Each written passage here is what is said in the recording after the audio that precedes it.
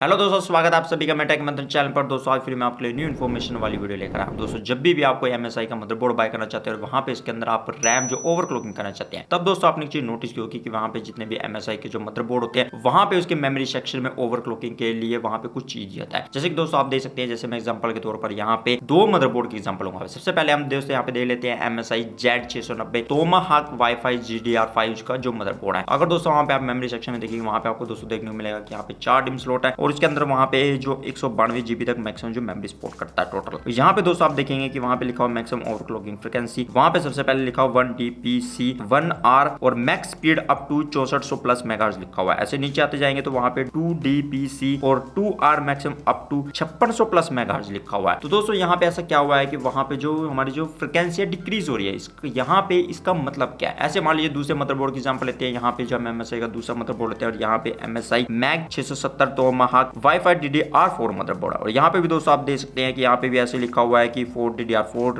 RAM slot है और यहाँ पे सपोर्ट 128 GB तक। और यहाँ पे दोस्तों आप देखेंगे कि सेम उसी तरह लिखा हुआ है, पहले 4800 मेगाहर्ट्ज, फिर 4000, फिर ऐसे धीरे धीरे करके 3600 मेगाहर्ट्ज तक एंड में। दोस्तों यहाँ पे मैं आपको इस वीडियो में बताने वाला हूँ कि यहाँ पे जो मदरबोर्ड में ये चीज लिखी होती है इसका मतलब क्या है। तो दोस्तों ये सब चीज मैं आपको डिटेल में बताने वाला हूँ, ताकि आप जब ओवरक्लॉकिंग करें रैम की तो आपको चीज पता होनी चाहिए कि इस चीज का मतलब क्या है। तो दोस्तों ये सब चीज जानने के लिए आप मेरे साथ वीडियो में लास्ट तक बने रहिए। तो देर न करते हुए शुरुआत करते हैं।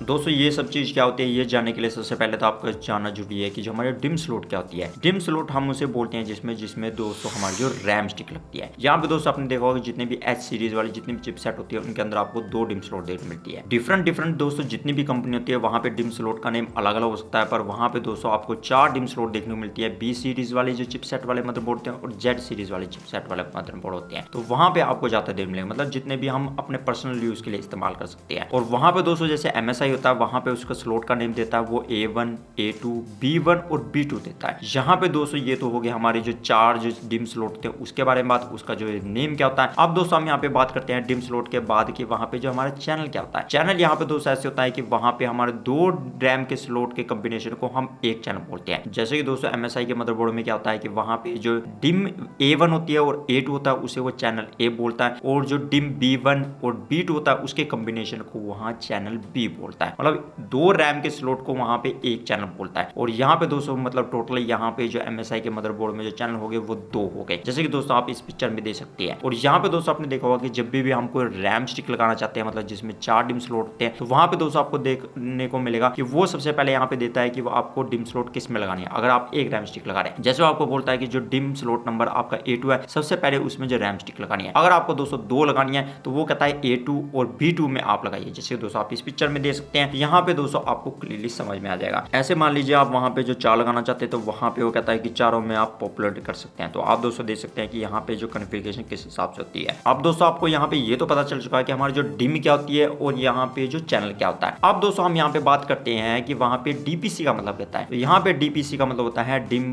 पर चैनल। यहाँ पे दोस्तों इसका सिंपल मतलब है कि हमारा जो चैनल A है और चैनल B है वहां पे उसमें जो एक रैम लगी है, मतलब वहां पे एक स्लॉट में एक रैम लगी है और दूसरे चैनल में भी एक रैम लगी है। तो इसे हम बोलते हैं कि 1 डिम पर चैनल। मतलब वहां पे क्या हुआ कि हमारे जो पर चैनल में एक डिम स्लॉट में रैम लगी है। तो यहाँ पे दोस्तों इसका मतलब ये है। यहाँ पे दोस्तों आप 1DPC की ऐसे एग्जांपल ले सकते हैं कि मान लीजिए कि आपके 8 GB की 2 रैम स्टिक है, तो चैनल एक में भी 1 GB की रैम लगी है और दूसरे चैनल में भी 8 GB की रैम लगी है। मतलब वहां पे पर चैनल में आपकी सिंगल स्लॉट में 8 GB की रैम लगी है। अब दोस्तों हम यहाँ पे लेते हैं कि 2DPC का यहाँ पे क्या मतलब होता है। जैसे मैंने आपको दोस्तों बता दिया कि डिम पर चैनल होता है, तो यहाँ पे 2 डिम जो है हमारी पर चैनल के अंदर है। मतलब वहां पे क्या हुआ है कि डिम A2 में भी वहां पे जो हमारी रैम लगी है और B1 B2 में भी लगी है, मतलब वहां पे 2 डिम पर चैनल। तो वहां पे दोस्तों आप इसका मतलब ऐसे ले सकते हैं। तो यहाँ पे दोस्तों ये हुआ इसका मतलब, जैसे एग्जांपल के तौर पर ऐसे ले सकते हैं कि वहां पे मान लीजिए कि 4 जो हमारी रैम है 16 GB की है, तो चारों मतलब यानी कि स्लॉट में लगी है, उसे हम बोलते हैं 2 डिम पर चैनल। वहां पे ऐसे मान लीजिए कि हम 32 GB की ले लेते हैं, वहां पे 4 मतलब यानी कि स्लॉट स्लॉट में हमारी जो 32 जीबी की रैम लगी है, मतलब डिम A1 में 32 जीबी, डिम A2 में 32 जीबी, डिम B1 में 32 जीबी, डिम B2 में 32 जीबी। मतलब यहाँ पे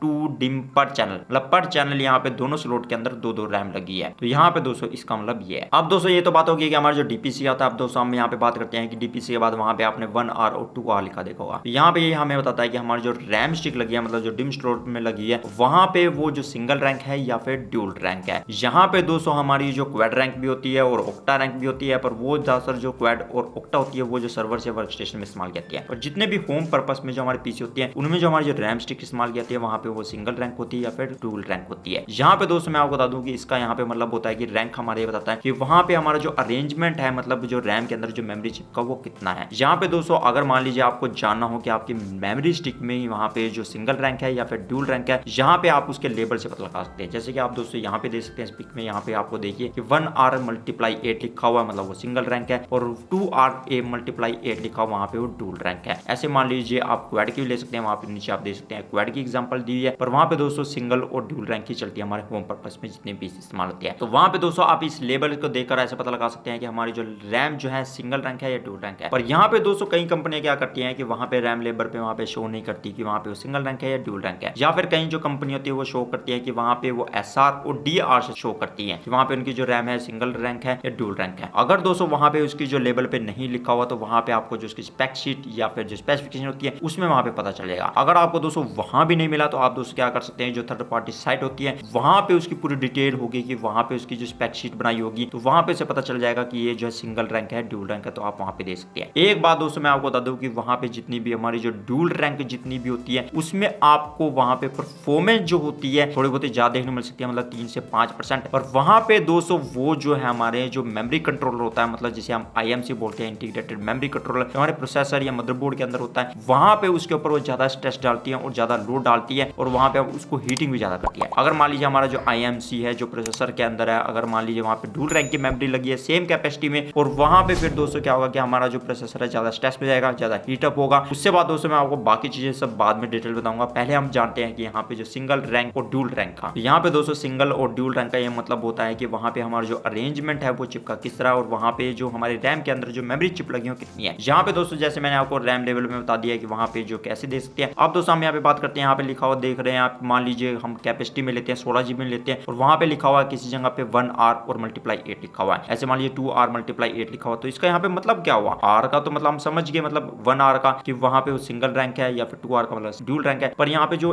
X8 लिखा हुआ और X16 लिखा हुआ इसका मतलब क्या है। X के बाद यहाँ पे जो भी नंबर होता है दोस्तों वो बताता है कि हमारी जो मेमोरी चिप है उसकी जो बस विड्थ कितनी है। यहाँ पे दोस्तों X8 है तो वहां पे वो 8 बिट की हुई, तो यहाँ पे जितने भी हमारे जो सिंगल चैनल होता है तो वो जो होता है 64 बिट का होता है। अगर हम 64 बिट को जो डिवाइड करें 8 से तो वहां पे हमारी जो 8 चिप निकल आती है, मतलब वहां पे हमारी जो सिंगल रैम में वहां पे 8 चिप हुई हमारी, वहां पे जो हमारी रैम में। अगर वहां पे दोस्तों वो ECC मेमोरी है, मतलब ECC मेमोरी वाली है, तो वहां पे टोटल 9 चिप होगी। तो आप दोस्तों ये समझ सकते हैं। पर वहां पे वो दोस्तों 8 बिट जो होती है हमारी जो ECC मेमोरी की, तो वो 72 बिट की होती है। आपको ये समझना जरूरी है। ऐसे मान लीजिए कि हमारी जो 2R × 8 है तो वहां पे सेम वही हुआ कि वहां पे दोस्तों क्या हुआ है कि मान लीजिए वो जो उसमें जो बस विड्थ है वहां पे वो 8 बिट की है, तो वहां पे 64 को जब हम 8 से डिवाइड करेंगे तो वहां पे दोस्तों वो कितनी हुई है, 8 चिप हुई। अब दोस्तों आप कहेंगे कि वहां पे 1R × जो 8 है उसमें भी 8 चिप निकल आती है, और 2R जो है मतलब रैंक है उसमें भी मल्टीप्लाई जो 8 बस विड्थ की है उसमें भी 8 चिप निकल आ रही है। पर यहाँ पे दोस्तों आप फर्क ये समझिए कि वहां पे हमारे जो सिंगल रैंक का मतलब यह है कि जो मेमोरी साइड की, जैसे आप दोस्तों इस पिक्चर में देख सकते हैं कि एक साइड ही वहां पे जो चिप लगी है, और यहाँ पे दोस्तों मैंने आपको बता दिया कि ड्यूल रैंक है। ड्यूल रैंक का मतलब क्या हुआ कि वहां पे एक रैंक के अंदर मतलब 8 चिप हुई, और दूसरी जो रैंक है उसके अंदर भी वहां पे जो 8 चिप हुई, मतलब वहां पे जो आपकी 16 टोटल चिप्स हुई। तो यहाँ पे दोस्तों आप ये ले सकते हैं। ऐसे मान लीजिए क्वाड में हम एग्जांपल लें कि वहां पे मान लीजिए कि हमारे जो 4R × 8 है तो वहां पे सेम चिप निकल आ आती है पर रैंक में, और वहां पे मल्टीप्लाई 4 करेंगे तो उसमें 32 चिप निकल आ रहेंगी। अगर दोस्तों वहां पे हमारी जो कोई रैम स्टिक है 2R है × 8 है, पर वो जो है ECC मेमोरी के साथ है, तो वहां पे दोस्तों हमारी जो 16 चिप निकल आ रही है, पर वहां पे दोस्तों हमारी 2 और चिप ऐड हो जाएंगी, क्योंकि वहां पे दोस्तों एक साइड जो हमारी जो सिंगल रैंक हुई है उसमें एक जो ECC मेमोरी भी चिप होगी, और दूसरी साइड भी मतलब जो रैंक की साइड है वहां पे भी ECC मेमोरी होगी, 2 वो जुड़गी, तो वहां पे टोटल हमारी जो 18 चिप होंगे। ऐसे मान लीजिए हमारी 4R है और × 8 है, मतलब वहां पे 8 बिट वाली है, वहां पे भी 8 चिप निकल आती है, टोटल 32 है। पर वहां पे दोस्तों अगर वो ECC मेमोरी, तो वहां पे वो टोटल जो हो हो जाएंगी 36 हो जाएंगी, क्योंकि वहां पे दोस्तों आपकी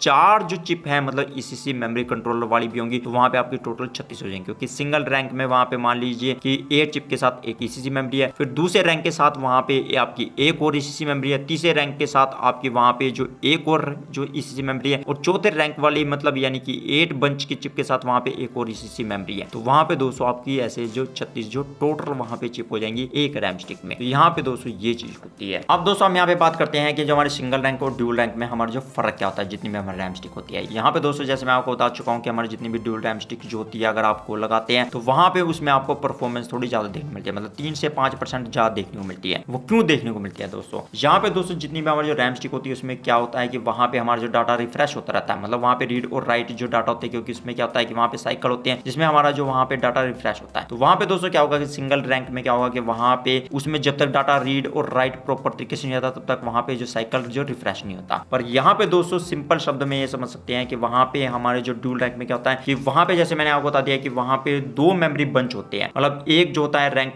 1 होता है, एक जो दूसरे रैंक में होती है मतलब चिप से। तो वहां पे दोस्तों क्या होता है कि एक जब रैंक से मतलब जो हमारा डाटा सेंड और रिसीव होता है राइट होता है, तो वहां पे दूसरे रैंक में क्या होता है दोस्तों कि वहां पे हमारा जो डाटा जो है रिफ्रेश हो रहा है। तो वहां पे दोस्तों फिर क्या होता है कि वो जो डाटा मतलब एक को क्या हुआ कि वहां पे रिफ्रेश होने के लिए टाइम मिल गया, दूसरे से हमारा जो डाटा रीड और राइट हो रहा है, और वहां पे मान लीजिए जो पहले से वहां पे डाटा रीड राइट होगा तो दूसरे साइकिल को रिफ्रेश होने में वहां पे जो टाइम मिल जाएगा। तो यहाँ पे दोस्तों इसकी वजह से क्या होता है कि वहां पे हमारा जो रीड राइट है मतलब डाटा वहां पे जो ज्यादा सेंड और रिसीव हो रहा है वहां पे बहुत ही कम टाइम में होगा। तो यहाँ पे दोस्तों ये होता है। और वहां पे दोस्तों जैसे मैं आपको पहले बता चुका हूँ कि वहां पे हमारे क्या होगा कि हमारे जो प्रोसेसर के अंदर जो इंटीग्रेटेड मेमोरी जो कंट्रोल होता है तो वहां पे इस पे ज्यादा स्ट्रेस होगा। वो स्ट्रेस इस करके ज्यादा होगा कि वहां पे इस पे लोड इस करके ज्यादा पड़ेगा क्योंकि वहां पे वो 2 रैंक जो है उनको कंट्रोल कर रहा है, एक को रिफ्रेश कर रहा है, एक से वहां पे डाटा रीड राइट कर रहा है, जिसकी वजह से क्या होगा कि वहां पे जो सीपीयू पे हमारा जो लोड पड़ेगा जो उसके अंदर इंटीग्रेटेड मेमोरी कंट्रोल होता है, और वहां पे फिर उसमें स्ट्रेस पड़ने के बाद क्या होगा कि वहां पे इसका टेंपरेचर भी राइज होगा। तो वहां पे दोस्तों आपको जान लेना है कि वहां पे आपका इंटीग्रेटेड मेमोरी कंट्रोल होता है वो काफी अच्छा होना चाहिए प्रोसेसर के अंदर, ताकि वहां पे वो जो सक्षम हो कि आपके वहां पे जो हैंडल कर पाए। अगर वहां पे वो हैंडल नहीं करेगा तो वो आपके फिर क्या होगा परफॉर्मेंस और ज्यादा कम कर देगा, या कहें कि वहां पे सीपीयू का टेंपरेचर और ज्यादा राइज चला जाएगा। यहाँ पे दोस्तों मैं बता दूं कि सिंगल रैंक जितने भी हमारी जो कोई रैम स्टिक होती है वहां पे क्या होता है कि उसमें आप जो हायर ओवरक्लॉक कर सकते हैं, और वहां पे दोस्तों आप क्या कर सकते हैं कि वो इलेक्ट्रिसिटी मतलब यानी कि जो कम यानी कि कंज्यूम करती है, और वहां पे वो काफी स्टेबल भी होती है। जबकि ड्यूल रैंक वाली जितनी भी हमारी कोई रैम स्टिक होती है अगर आप वहां पे लगाते हैं तो वहां पे वो सीपीयू पे ऊपर ज्यादा प्रेशर पाती है, और वहां पे दोस्तों क्या होता है कि उसकी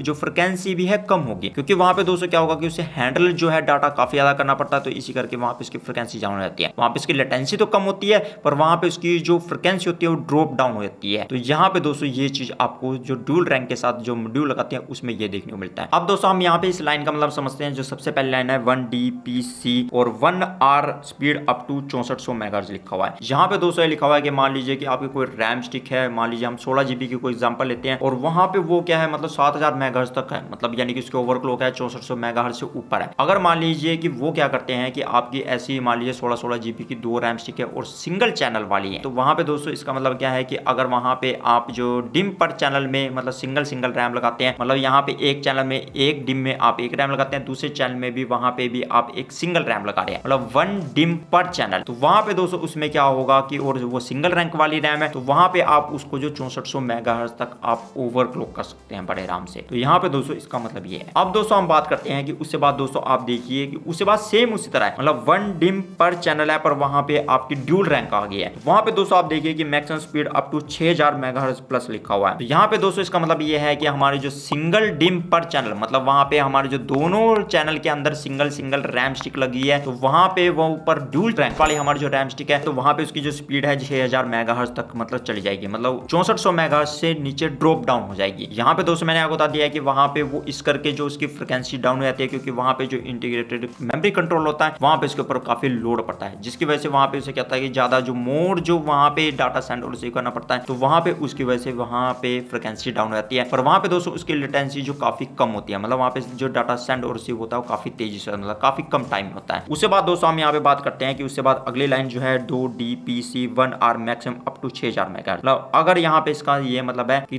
2 डिम मतलब पर चैनल, मतलब वहां पे आपकी दोनों डिम है जो पर चैनल में लगी है रैम स्टिक, और दूसरे चैनल में भी वहां पे आपकी 2 जो रैम स्टिक है उसमें लगी है, या मतलब यहाँ पे ये हुआ कि आपकी 4 जो डिम स्लॉट है उसमें 16 GB की रैम लगी है, मतलब डिम ए में भी 16 GB, डिम 2 में भी, डिम 3 में, डिम 4 में मतलब 16 GB की लगी है, मतलब चारों की चारों वहां पे रैम स्टिक लगी हुई है डिम स्लॉट के अंदर। तो वहां पे दोस्तों सिंगल रैम में वो जो है 6000 मेगाहर्ट्ज तक काम करेगी। उसके बाद दोस्तों आप फिर देखेंगे अगली लाइन में 2 DPC 2R maximum up to लिखा हुआ है 5600 मेगाहर्ट्ज तक लिखा हुआ है, मतलब 5600 प्लस मेगाहर्ट्ज तक लिखा हुआ है। इसका मतलब ये हुआ कि 2 डिम है जो हमारी पर चैनल में लगी है, मतलब यानी कि चैनल ए में भी 2 रैम स्टिक लगी है, चैनल बी में भी जो रैम स्टिक दोनों लगी है। तो यहाँ पे हुआ 2 डिम पर चैनल। और वहां पे दोस्तों वो जो रैम स्टिक जितनी भी हमारी लगी है, मतलब 16 GB की कोई रैम स्टिक है, और वहां पे वो जो है हमारी जो ड्यूल रैंक वाली है, तो वहां पे दोस्तों आप देख सकते हैं उसकी फ्रिक्वेंसी जो है यहाँ पे ड्रॉप डाउन होकर जो हमारे 5600 तक यानी कि मेगाहर्ट्ज तक या थोड़ी उससे ऊपर तक यानी कि मेगाहर्ट्ज तक अच्छे तरीके से काम करेगी, स्टेबल तरीके से काम करेगी। मतलब मदरबोर्ड की कॉन्फ़िगरेशन ये कहती है। यहाँ पे दोस्तों मैं आपको बता दूं कि जितनी यहाँ पे आपको फ्रिक्वेंसी जो